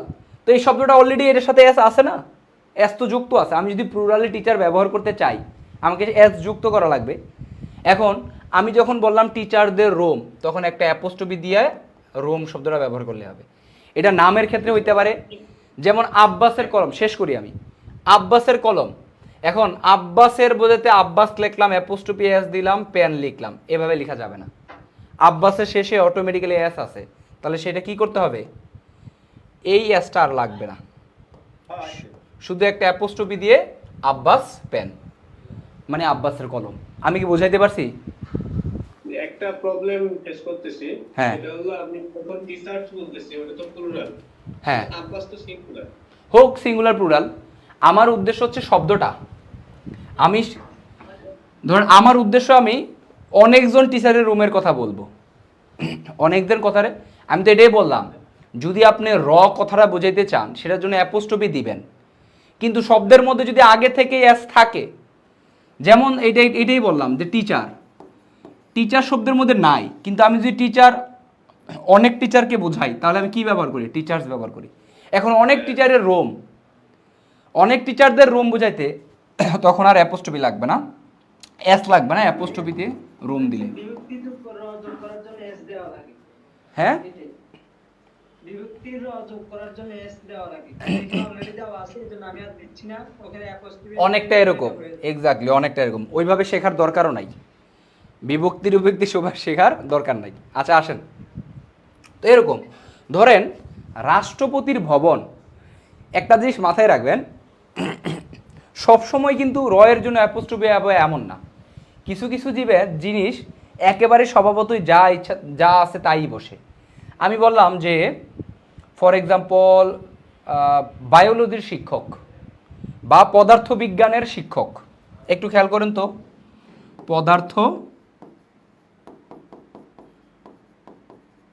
বিজ্ঞানের শিক্ষক, এই মাইক্রোফোন অফ রাখেন, অফ রেখে তারপর আলোচনা করেন। পদার্থবিজ্ঞানের শিক্ষক, এই যে বাসায় কথা বলেন এরপর হুট করে মাঝখানে বলেন ভাই এই পয়েন্টটা আবার বোঝান, এটা হবে না। পদার্থবিজ্ঞান শিক্ষকের ইংলিশ কি? Biology teacher. ও সরি, পদার্থবিজ্ঞান লিখছি তো, সরি। আচ্ছা, এটা তাহলে আমার উদ্দেশ্য ছিল পদার্থবিজ্ঞান না, উদ্দেশ্য ছিল কারণ ফিজিক্সের শেষে এস আছে, এটা আমি কন্ট্রোভার্সি এড়ানোর জন্যই বললাম। জীববিজ্ঞান, জীববিজ্ঞানের শিক্ষক, তাহলে আমি কি বলবো? Biology teacher. বায়োলজিস্ট টিচার হবে না, বায়োলজি টিচার। আচ্ছা, ইংরেজি শিক্ষক কি বলি আমরা? English teacher. তো কিছু কিছু শব্দে র থাকলেও যে র দেয়া অ্যাপোস্ট্রফি দিয়ে করতে হয়, ব্যাপারটা কিন্তু এমন না। ঠিক আছে, এটা আপনারা দেখতে দেখতে পড়তে পড়তে বুঝে যাবেন। হ্যাঁ, এখানে যদি বলা হতো যে জীব বিজ্ঞানের শিক্ষকগণ, হ্যাঁ টিচার্স ব্যবহার, বায়োলজি টিচার্স ব্যবহার করতাম, এটা তো একেবারেই টিচারের সাথে অ্যাজ যোগ করতে হবে আমাদের। আচ্ছা, সো আমরা কোথায় ছিলাম? আমরা এখানে এটা অলরেডি শেষ করে ফেলছি। খেয়াল করেন, এই যে হ্যাঁ বুঝি নাই,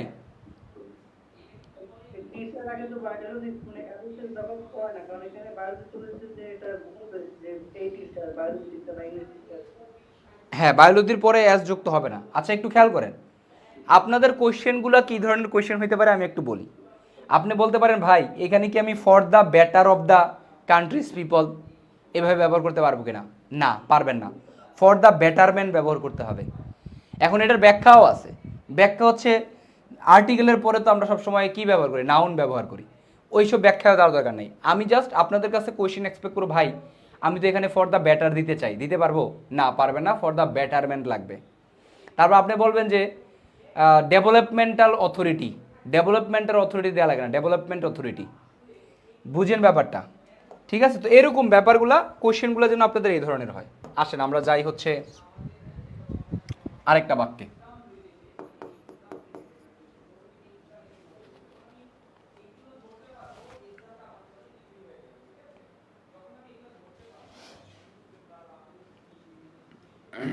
আচ্ছা,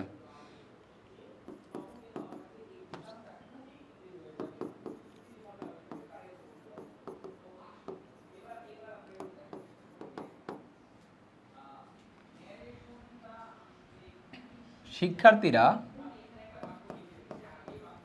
দেশের ব্যাপক সংস্কার চায়, সংস্কার চায়। আচ্ছা, এখন আসেন, এখন একটু খেয়াল করেন, সংস্কার চায় আমাদের, কে চায় সংস্কার? আমি ছোট বাক্য নিছি যদিও। কে চায়? শিক্ষার্থীরা। তাহলে আমাদের স্টুডেন্টস দিয়ে শুরু হবে। স্টুডেন্টস, চাওয়া ইংলিশ হচ্ছে ওয়ান্ট, যেহেতু এটা স্টুডেন্টসই আছে এটা ওয়ান্টই হবে। ঠিক আছে, ওয়ান্ট। কি চায়?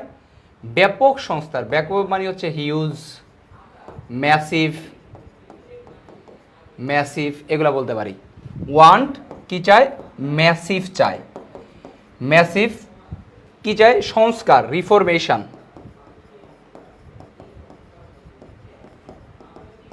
Mason of the country.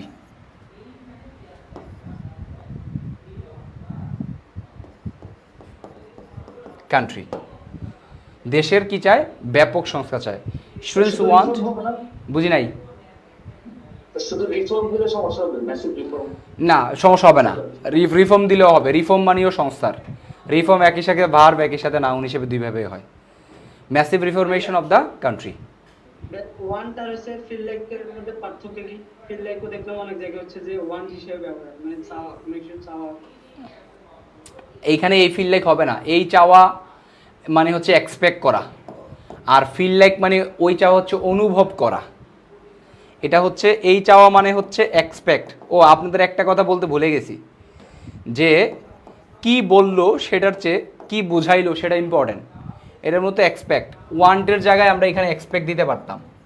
Student expect massive reformation of the country. Okay, expect করা। আর ফিল লাইক মানে হচ্ছে আই ফিল লাইক ইউ, এরকমভাবে করতে পারি, ঠিক আছে? ওইটা পরে আসবো না, সমস্যা নেই। ওগুলো হচ্ছে ফিক্স এক্সপ্রেশনে আপনাদের আলোচনা আছে। ফিক্স শেষ করি। ফিক্স এক্সপ্রেশনে suppose to, use to, know how to, could have, should have, এরকম অসংখ্য আছে। As to, so on, so far, so that, হ্যাঁ। তারপরে হচ্ছে এরকম let alone, let, positive, make, make, get, have, কীভাবে তৈরি করা হয় বাক্য। অসংখ্য ক্লাস আছে, এক ক্লাসে এত সংস্কার সম্ভব না, ঠিক আছে? আমি জাস্ট এখন আপনাদেরকে পাস্ট প্রেজেন্ট ইনডিফিনিট নিয়ে নেক্সট ক্লাসটাও প্রেজেন্ট ইনডিফিনিট নিয়ে নিব। আজকে যেহেতু অনেক কিছু বেসিক আলোচনা করতেছি, তারপরে আমরা কন্টিনিউয়াস প্রশ্ন ছিল, বলেন। এটা হলো আমি যখন লিখবো তখন রিফরমেশনটা বেটার হবে না রিফর্ম লেখাটা বেটার হবে, না আমি কোনটা চুজ করব লেখার সময়? আচ্ছা, কোনটা? দুইটাই চুজ করতে পারবেন, তবে এখানে আমি রিফরমেশন লেখার উদ্দেশ্য হচ্ছে আপনার এটা একেবারেই রিফরমেশন নাউন, একেবারে ফিক্স নাউন। কিছু ব্লগস দেখছি রিফরমেশন অফ দ্য কান্ট্রি, ঠিক আছে, এরকম দেয়, কিন্তু রিফর্ম ল, যদি কোনো ল বোঝায় বা মানে নির্দিষ্ট কিছু বোঝায়, তো রিফরমেশন দেখিনি আমার। না, ওরকম এত প্যারা খাওয়ার কিছু নাই এটা নিয়ে। Massive reform of the country বলতে পারবেন, massive reformation of the country দিতে পারবেন। তবে যেই জায়গায় নাউন থাকে, নাউন ব্যবহার করা যায়, সেই জায়গায় নাউনটা দেয় বেটার। রিফর্ম শব্দটার স্পেসিফিক নাউন রিফরমেশন আছে, ঠিক আছে? এই জন্য আমরা এটা ব্যবহার করছি। আসেন, ওয়ার্ডের এই ফরমেশন গুলো কিভাবে মনে রাখবো? কারণ অনেক সময় আমি আসলে এটা কি ভার্ব হবে না নাউন হবে এই জিনিসটা মনে থাকে না। কোথায়? মানে ওয়ার্ডের ফরমেশনটা আর কি, যেমন ধরেন রিফর্ম বা রিফরমেশন, এখন আমি হয়তো বা রিফরমেশন জানি, রিফরমেশনটাকে আমি ভার্ব হিসেবে হয়তো বা লিখে দিছি, কিন্তু আমি জানি না আসলে ওইটা কি ভার্ব নাকি নাউন। ও আচ্ছা, এটা এইভাবে হবে না, এটা পড়তে পড়তেই হয়ে যাবে। আপনার বাংলা কথায় আসেন। সংস্কার এই শব্দটা আমরা ভার্ব হয়, আমরা ভার্বে এটাকে কি বলতাম বলেন বাংলায়? সংস্কার করা, সংস্কার করা, সংস্কার করা। এখন আপনি তো ভোকাবুলারি যখন শিখবেন, আমি যখন আপনাদের হোমওয়ার্ক দিব, তখন আপনার ধরেন আমি রিফর্ম শব্দটা লিখে দিলাম। রিফর্ম মানে সংস্কার করা, রিফর্ম মানে সংস্কার, তখন আপনি বুঝেই নিতে পারবেন যে এটা একই সাথে ভার্ব, একই সাথে নাউন, তাই না? এটা দেখতে দেখতে শিখতে হবে, এটার জন্য আলাদা করে কোনো ডিকশনারি নিয়ে বসার কোনো দরকার নাই। রিফরমেশনের পূর্বে কি দা ব্যবহার করা যাবে? না, এখানে তো দা দরকার নাই। কেন? দা ব্যবহার করলে এখানে করতে পারতেন, কিন্তু আমি এটা করি নাই, ডিরেক্ট অবজেক্ট আকারে বসাই দিছি, দরকার নাই। আচ্ছা আসেন, এই সংস্কার, দেশের সংস্কার, রেনোভেট আর এই সংস্কারের মধ্যে পার্থক্য আছে। রেনোভেট মানে হচ্ছে বেশিরভাগ ব্যবহার করা হয়, এই যে একটা কথা এটাই বলতেছিলাম, যে ধরেন ডিসকভার অর্থ কি? আবিষ্কার করে। ইনভেন্ট অর্থ কি? আবিষ্কার দুইটার মধ্যে পার্থক্য কি? কভারটা হলো আচ্ছা আমি শেষ করি, হইছে আর বলা লাগবে না। ডিসকভার মানে হচ্ছে আপনার এই অলরেডি পৃথিবীতে আছে, ধরেন কোনো দ্বীপ, কিন্তু কেউ এখনো খুঁজে পায় নাই, আপনি খুঁজে পাইছেন, এটাকে আপনি ডিসকভার করছেন। আর ইনভেন্ট মানে উড়োজাহাজ পৃথিবীতে আগে ছিল না, এটাকে ইনভেন্ট করছেন। সো দুইটাই আবিষ্কার করা, কিন্তু দুইটার সেন্সগত পার্থক্য আছে। রেনোভেট মানে সংস্কার করা, কিন্তু রেনোভেটটা বেশি ব্যবহার করা হয় কিসের ক্ষেত্রে? দালান কোঠা সংস্কার করা। দেখবেন যে আজকে আমি আমার ঘরে রেনোভেশনের কাজ করছি, দালান কোঠা রং করা, সংস্কার করা, ধোয়া মোছা করা, ইনস্টিটিউশন, প্রতিষ্ঠান, এগুলো রেনোভেট করা। আর সংস্কার একটা অদৃশ্য বিষয়। সংস্কার হচ্ছে নীতি, নৈতিকতা, ল, এগুলাকে রিফর্ম করা হয়। তো এগুলো ধরতে ধরতে শিখে যাবেন।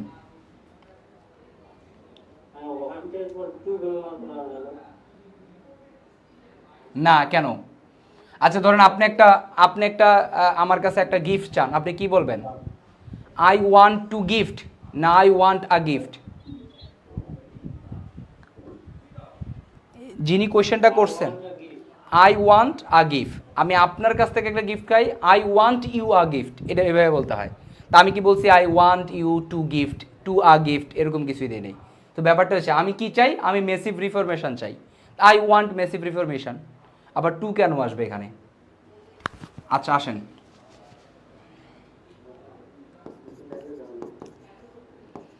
বিশ্ব নেতারা বাংলাদেশ নিয়ে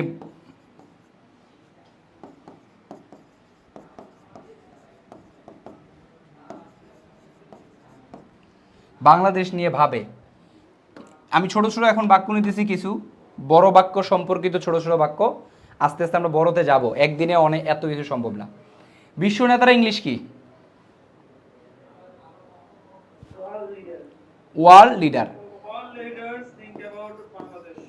ওয়ার্ল্ড লিডার্স হবে, ভাবে, তার মানে থিঙ্ক। খেয়াল করেন এখানে যে আমি থিঙ্কিং ব্যবহার করলাম না, are thinking, is thinking, will think এগুলো ব্যবহার করছি নাই। আপনি কি বলছি, কিভাবে শেষ হয়? করে যায়, ভাবে, নেয়, দেয়, এরকমভাবে শেষ হয়েছে। তাহলে থিঙ্ক ভার্ব যা আছে তাই ব্যবহার হয়েছে। এরপরে দেখবো আমরা এখানে কি আছে, এখানে যদি সিঙ্গুলার হয় তাহলে থিঙ্কস বসবে, আর নয় যদি প্লুরাল আছে থিঙ্কই বসবে। তাহলে ওয়ার্ল্ড লিডার থিঙ্ক কি নিয়ে ভাবে? বাংলাদেশ নিয়ে। এই নিয়ের জন্য আমরা অ্যাবাউট ব্যবহার করি, থিঙ্ক অ্যাবাউট বাংলাদেশ মানে বিডি। এই জায়গায় অ্যাবাউটের জায়গায় আমরা রিগার্ডিং ব্যবহার করতে পারবো, থিঙ্ক রিগার্ডিং বাংলাদেশ। রিগার্ডিং কথাটা অ্যাবাউটের পরিবর্তে ব্যবহার করা হয়। আমি এই বিষয় নিয়ে একটা আলোচনায় বসতে চাই, I want to have a meeting with you regarding the issue. About the issue না বলে আমি বলতেছি রিগার্ডিং দ্য ইস্যু। এই যে এই বাক্যটাই করি, আমি এই বিষয় নিয়ে তোমার সাথে একটি আলোচনায় বসতে চাই।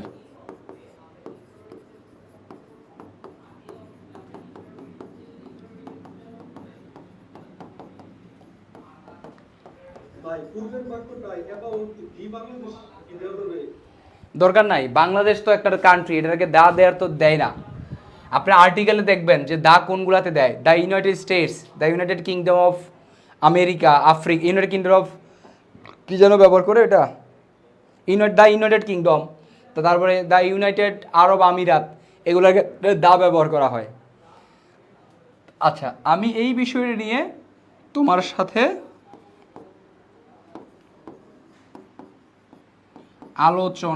তোমার সাথে একটি সভা করতে চাই, সভা করতে চাই। হ্যাঁ, তাহলে এটাকে আমরা কিভাবে লিখবো? কে চাই? আমি চাই, তাহলে আই। চাওয়া ইংলিশ হচ্ছে ওয়ান্ট, আই ওয়ান্ট। কি চাই? I want a meeting. I want to হবে কি? না, এটা হইতো I want to have a meeting, এভাবে হইতো I want to have a meeting with you. ব্যবহার করে তারপর একটা ভার্ব দেওয়া লাগবে নাকি? এস আর যদি কেউ ব্যবহার না না না, সবসময় বার ব্যবহার। আমি আপনার প্রতি একটা চিঠি ছুড়ে দিলাম, হ্যাঁ, তখন তো টু বা টু ওয়ার্ড ব্যবহার করা হয়, ওগুলো আসবে আস্তে আস্তে, ওগুলো আসবে, প্যারা খাওয়ার কিছু নাই। এখানে হ্যাভ মানে হচ্ছে হ্যাভ কিন্তু গোলালুর মতন বিভিন্ন তরকারিতে আমরা ব্যবহার করি বিভিন্নভাবে। হ্যাভ মানে পাওয়া, হ্যাভ মানে আছে, হ্যাভ মানে খাওয়া, এরকম। একটা মিটিং রাখতে চাই, আয়োজন করতে চাই, এই অর্থে এখানে have. I want to have a meeting with you regarding the issue. আমি এই আলোচনাটা তুলছি, এই বাক্যটা করছি মূলত রিগার্ডিংয়ের ব্যবহারটা ভালোভাবে বোঝানোর জন্য, রিগার্ডিং দ্য ইস্যু। এখন থেকে মোস্ট অফ দ্য যারা আইএলস ক্যান্ডিডেট আছেন তাদের তো এটা ব্যবহার করা মাস্ট। অ্যাবাউটও ব্যবহার করবেন, রিগার্ডিংও ব্যবহার করবেন। বারবার একই শব্দ অ্যাবাউট ব্যবহার করলে সমস্যা, রিগার্ডিং ব্যবহার করবেন, ঠিক আছে? আমাদের পরিবর্তে এস টু কি ব্যবহার করা যায়? হ্যাঁ, এস টু ব্যবহার করা যায়। এস টু নিয়ে আলাদা ক্লাস আছে, এই জন্য এখানে তুলি নাই। এটা হচ্ছে আমাদের সেন্টেন্স ইনহ্যান্সারের ক্লাস আছে, এস টু, অ্যাজ অফ, এগুলো নিয়ে আলাদা ক্লাস আছে, ঠিক আছে? তো মাথায় রাখবেন। তো I want to have a meeting with you regarding the issue বা অ্যাবাউট দ্য ইস্যু। ওকে, তো আমি এই বিষয়টি নিয়ে তোমার সাথে একটি সভা করতে চাই, মানে একটা মিটিং, সভা মানে মিটিং। ইস্যুর জায়গায় টপিক বা ম্যাটার দিলে হয় না? হ্যাঁ, এই যে ভালো কথা মনে করছেন, আমি এটা বলতে ভুলে গেছি। ইস্যুর জায়গায় টপিক দিবেন বা ম্যাটার দিতে পারেন, কোনো সমস্যা নাই, ম্যাটার দিতে পারেন। ঠিক আছে? আবার একটু I want to have a meeting, এই জিনিসটা কেন হচ্ছে একটু আবার একটু বুঝিয়ে দিবেন? আচ্ছা ধরেন আই ওয়ান্ট আ মিটিং, এইভাবে চাইলে দিতে পারতেন, আমি একটা মিটিং চাই, কিন্তু আমি না বলছি মিটিং করতে চাই, সভা করা, মানে একটা সভার আয়োজন করতে চাই, মূলত এই কথাটা আমাদের উজ্জ্বল আছে। I want to arrange a meeting লেখা যাবে। অ্যারেঞ্জ আ মিটিং করা যাবে, exactly, I want to arrange a meeting. Okay, কিন্তু এখানে হ্যাভ মানে হচ্ছে পাওয়া, থাকা, এরকম অর্থে, অর্থাৎ আমি একটা মিটিং পেতে চাই, আসলে এইভাবে করে বাংলায় লেখা যায় না, কিন্তু ইংলিশে এই এক্সপ্রেশনটা এভাবে ব্যবহার করে, I want to have a meeting, আমি একটা মিটিং চাই, এরকম ব্যাপার। সো হ্যাভ দিতে পারবেন, বা একটা মিটিং অ্যারেঞ্জ করতে চাই, অ্যারেঞ্জ করা, অথবা চাইলে মিটিং আয়োজন করার ক্ষেত্রে, শেষ করি, আয়োজন করার ক্ষেত্রে আপনারা অ্যারেঞ্জ আর হচ্ছে হোল্ড ব্যবহার করতে পারবেন। হোল্ড অর্থ আয়োজন করা। Organize ব্যবহার করা যাবে না? অর্গানাইজ না, অর্গানাইজ মানে মিটিং আয়োজন করা না, অর্গানাইজ মানে হচ্ছে মিটিংটাকে গোছগাছ করা। অর্গানাইজ দিলে ভুল হবে না, গ্রামাটিক্যালি ভুল নাই। মানে তাইলে হচ্ছে অ্যারেঞ্জ বা হোলকে হচ্ছে অ্যাপ দিয়ে রিপ্লেস করা যাবে। এইখানে রিপ্লেস করা যাবে, সব জায়গায় আবার অ্যারেঞ্জ আর হোল রিপ্লেস করা যাবে নাকি? I want to have an idea from you, আমি তোমার কাছ থেকে একটা আইডিয়া পেতে চাই, তাহলে হ্যাভ ব্যবহার করছি এখানে। হ্যাঁ, পেতে চাই ইংলিশ আমরা কি ব্যবহার করি? গেট ব্যবহার করি না? গেট, এই গেট, হ্যাভ আর পোট, এগুলো হচ্ছে গোলালু। পোট, যেমন আমরা বলি পুট এফোর্ট, ফুট এফোর্ট, তারপরে প্লিজ পুট মি দেয়ার, মানে আমাকে সেখানে রেখে আসার কথা বলতেছি। গেট, লেটস গেট স্টার্টেড, আমি কিন্তু বলতে পারতাম লেটস স্টার্ট, কিন্তু বলতেছি লেটস গেট স্টার্টেড। যেমন আমি বললাম, আচ্ছা যদি আমাকে, if you can hear me clearly, let's get started our today's class, let's get started বলতেছি। ওকে, এগুলো আস্তে আস্তে শিখে যাবেন, সমস্যা নাই। এক ক্লাসে এত অনেক চিন্তার খোরাক জাগবে, এটাই স্বাভাবিক, তো মাথায় রাখবেন। আমরা আজকে আরও একটা বাক্য দেখি, এটা একটু ভালো আর একটু বড় বাক্য দেখি, তাহলে আজকের ক্লাসটা এখানেই শেষ করব।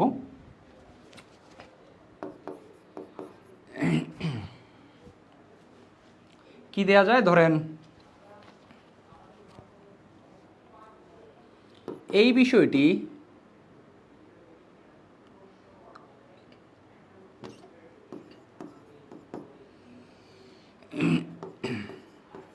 ভাইয়া অর্থনীতি রিলেটেড। অর্থনীতি রিলেটেড দিব। অর্থনীতিতে অনেক টপিক পাবেন, সমস্যা নেই, মাথায় যা আসছে তাই দিতেছি। এই বিষয়টি সমাধান করতে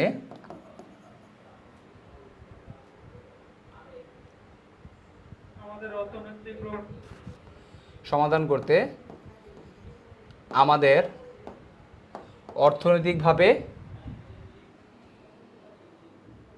না অর্থনৈতিক এই আলোচনায় আনা যাবে না, বলতে আচ্ছা, করতে আমাদের অর্থনীতির ব্যাপক, আমাদের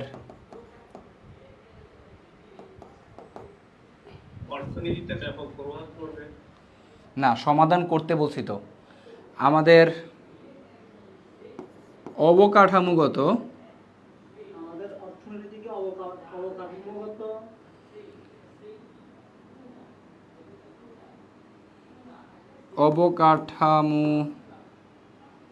কাঠামোগত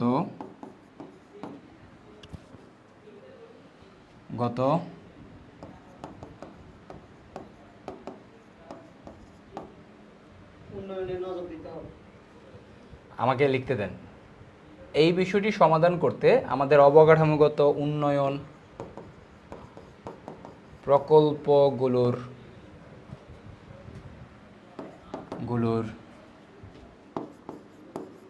প্রতি সজাগ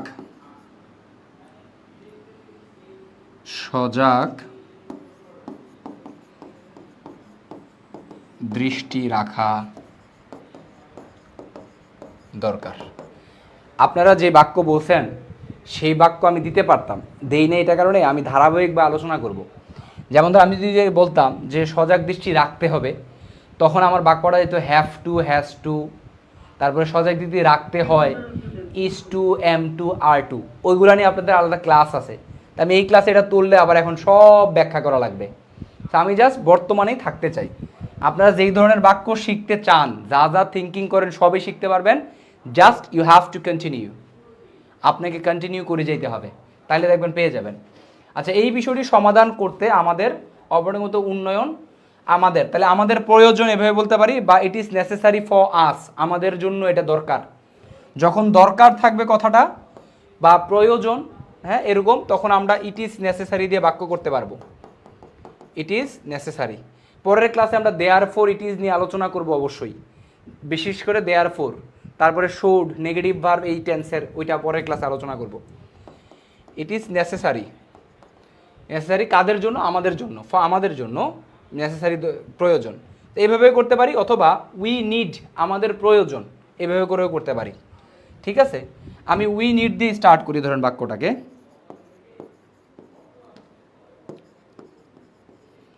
উই নিড প্রকল্প, সজাগ দৃষ্টি রাখা, সজাগ দৃষ্টি রাখা ইংলিশ কি হইতে পারে?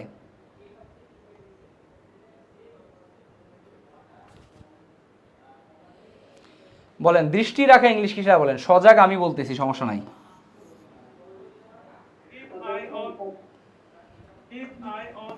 ইয়েস, কিপ আই অন বা আইস অন, কিপ আইস অন। এখন কোন ধরনের আইস? সজাগ আইস। সজাগ ইংলিশ হচ্ছে ভিজিল্যান্ট, ভিজিল্যান্ট মানে সজাগ। তাহলে উই নিড টু কিপ, এখানে রাখা বলতে রাখতে বোঝাবে, বুঝেন, রাখতে। তাহলে we need to keep vigilant eyes on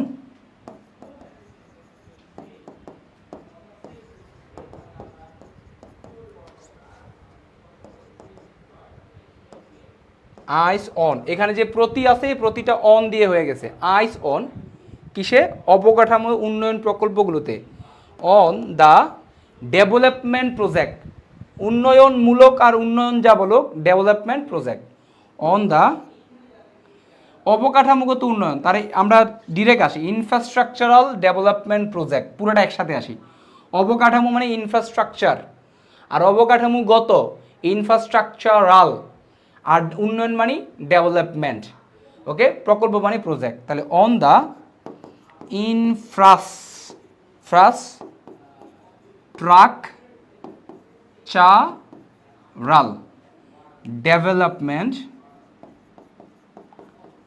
infrastructural development projects. এখন কেন রাখবো আমরা?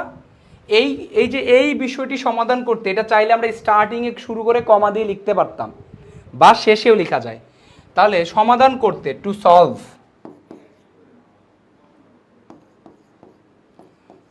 দিস ইস্যু, অথবা ম্যাটার অথবা টপিক। টপিক হবে না এখানে, ইস্যু বা ম্যাটার দিলে, বা ইস্যু দিলে সবচেয়ে বেটার। আচ্ছা দেখেন, we need to keep vigilant eyes on the infrastructural development projects two solve this issue. এই ইস্যুটা সলভ করতে আমাদের সজাগ দৃষ্টি রাখা দরকার। ওকে, এটা চাইলে ইট ইজ নেসেসারিতে করতে পারতেন। ইট ইজ নেসেসারি,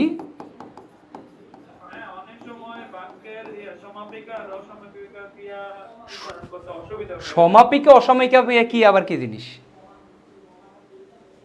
মানে যেমন করতে হচ্ছে নাউন জাতীয় ওয়ার্ড, কিন্তু করাটা হচ্ছে ভার্ব, আবার দরকারটা হচ্ছে আমার মেইন ভার্ব এখানে, তো তাই এটা আর কি সমস্যা হয়ে যায় নির্ধারণ করতে সমস্যা হয়ে যায়। আচ্ছা ধরেন আমি বললাম এইটা সমাধান করতে আইনটি বাস্তবায়ন করব, এটা সমাধান করতে এই আইনটি বাস্তবায়ন করব। এখানে মূল ভার্ব কোনটা? সমাধান করতে না বাস্তবায়ন করব? বাস্তবায়ন করব। সমাধান করতে তো তাহলে টু সলভ, সমাধান করতে। তো এরকম দৃষ্টি রাখা দরকার, এখানে দরকারটা হচ্ছে আসল ভার্ব, হ্যাঁ, রাখাটা হচ্ছে দৃষ্টি রাখা মানে টু কিপ আইস অন। ওকে, এরকম। আচ্ছা, এটা আস্তে আস্তে বুঝে যাবেন, প্রথম ক্লাস, সমস্যা নাই। ইট ইজ নেসেসারি কার জন্য? আমাদের জন্য। ফর আস, আমাদের জন্য দরকার। কি দরকার? To keep eyes, vigilant eyes on, বাকি অংশটুকু দিয়ে দিবেন। It is necessary for us, আমাদের জন্য এটা দরকার। কি দরকার? To keep vigilant eyes on the infrastructure development project to solve this issue. চাইলে এখানে যদি আমি বলতাম, একটু লাস্ট অংশটুকু খেয়াল করেন, এখানে যদি সমাধান করতে না বলে আমি যদি বলতাম সমাধান করার জন্য, সমাধান করার জন্য, তাহলে আমি কি ব্যবহার করতাম? টু সলভ না ব্যবহার করে ফর সলভিং, ফর সলভিং ব্যবহার করতাম। আর যদি বলতাম সমাধানের জন্য, এই অংশটুকু করার কথা বাদ দিতাম, সমাধানের জন্য, তখন আমি সমাধান ইংলিশ কি? সলভ না সলিউশন? Solution, solution. তাহলে for the solution of this matter, for the solution. আমি কেন সলভ কথাটাই ব্যবহার করলাম? কারণ এখানে সমাধান করার একটা ব্যাপার আছে, ভার্বের একটা সাউন্ড আছে, সমাধান করতে বা সমাধান করার জন্য। এই জন্য করার জন্য হলে ফর সলভিং, করতে হলে টু সলভ, আর সমাধানের জন্য for solution, for the solution of this matter, এই ম্যাটারটার সলিউশনের জন্য বা সমাধানের জন্য। সো এই তিনটা জিনিসও কিন্তু আজকে মাথায় রাখবেন, অন্য ক্লাসে আর আলোচনা করব না। সমাধান করতে, সমাধান করার জন্য, শেষ করি, সমাধান করতে, সমাধান করার জন্য, সমাধানের জন্য, এই তিনটা ম্যাটার আলাদা আলোচনা করছি। উন্নতি করতে, উন্নতি করার জন্য, উন্নয়নের জন্য, তিনটা কিন্তু আলাদা। একটু আমাকে বলে সাহায্য করেন তো, একটু ওয়েট। লাস্ট এটা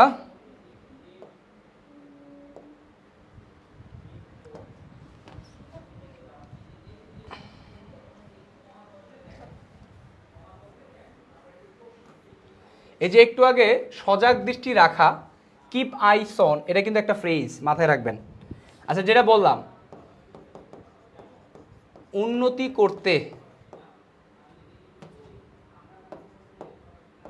করতে, উন্নতি করার জন্য, করার জন্য, আর উন্নয়নের জন্য। কিভাবে হবে? উন্নতি করতে মানে কি? To develop, to develop. আর উন্নতি করার জন্য কি হবে?